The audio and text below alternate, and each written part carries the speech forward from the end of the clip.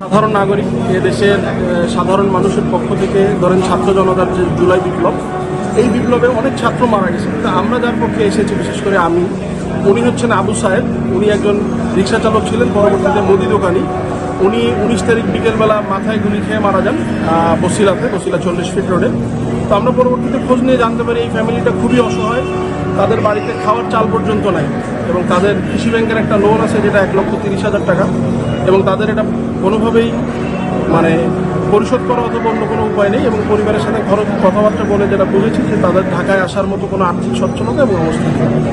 এরকম পরিপ্রেক্ষিতে এই হত্যার তো কোনো বিচার হওয়ার সুযোগ নেই, বিকজ কেউ এখানে বাদী হয়ে মামলা করছে না। তারপরে আমি বিবেকের তাড়নায় এই আবু সাহেবকে নিয়ে কোর্টে আসার সিদ্ধান্ত নিই, এবং আজকে আমি শেখ হাসিনা, ওবায়দুল কাদের, তারপরে ডিএমপি কমিশনার, পুলিশের সাবেক আইজিপি, পুলিশের সাবেক ডিসি এবং ডিসি উত্তর দক্ষিণ ডিসিডিবি, এদের বিপক্ষে হত্যা মামলা দায়ের করেছি কোর্টে। এটার জন্য আদেশ পেন্ডিং আছে।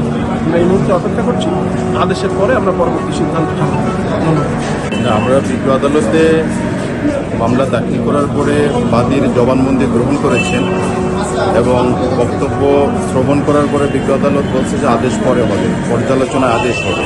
আমরা অপেক্ষায় আছি।